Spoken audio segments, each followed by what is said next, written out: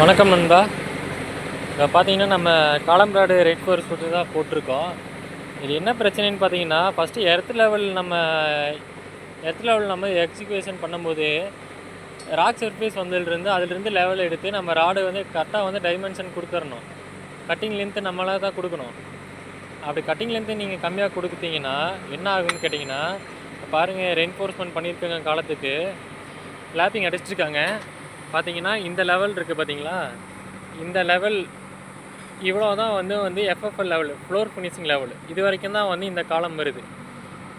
இந்த பார்த்தீங்கன்னா கிட்டத்தட்ட பார்த்தீங்கன்னா ஒரு 30 சென்டிமீட்டர் தான் வருது, ஒரு அடி தான் வருது. அந்த ஒரு அடிக்காக இது வந்து 25 mm டயா ராடு. 25 mm டயா ராடுக்காக லேப்பிங் அடிக்கும்போது பார்த்தீங்கன்னா 15 x D போடணும்.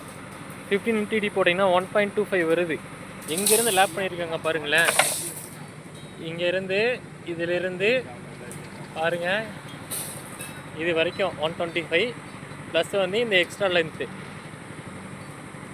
30 சென்டிமீட்டருக்காக 1.25 மீட்ரு வந்து பார்த்திங்கன்னா வந்து எக்ஸ்ட்ரா லேப்பிங் அடிக்கிற மாதிரி வருது.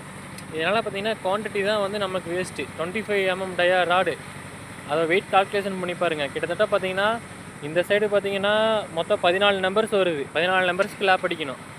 14 நம்பர்ஸ்க்கு கால்குலேட் பண்ணி பார்த்தீங்கன்னா கிட்டத்தட்ட இதுக்கு மட்டுமே வந்து 20 கிலோ வருது. 20 கிலோ வேஸ்ட்டு நமக்கு. அதனால் வந்து கரெக்டாக வந்து எர்த் ஒர்க் பண்ணும்போதே வந்து கால்குலேட் பண்ணிக்கோங்க. லேப்பிங்கை வந்து அவாய்ட் பண்ணிக்கோங்க. இதனால தான் இந்த மாதிரி சின்ன சின்ன விஷயங்கள்லாம் நீங்கள் பண்ணும்போது தான் நீங்களும் வந்து கரெக்டாக லேப்பிங்கும் பண்ணும்போது வந்து ஸ்ட்ரக்சருக்கும் வந்து டேமேஜ் ஆகும். ப்ளஸ் வந்து உங்களுக்கு காஸ்ட் வைஸும் வந்து அதிகமாகும். இதெல்லாம் வந்து நோட் பண்ணிக்கோங்க. இதெல்லாம் ஒரு சின்ன டிப்ஸு தான். ஆனால் கரெக்டாக லேப் அடிச்சிருக்காங்க பாருங்கள். லேப் வந்து கரெக்டாக வந்து எல் அடித்து கரெக்டாக ஸ்ட்ரெயிட்டாக பண்ணியிருக்காங்க. இந்த இதுக்காக ஒரு ஸ்ட்ரெயிட்டாக வருது, பார்த்துக்கோங்க. ஓகே நண்பா.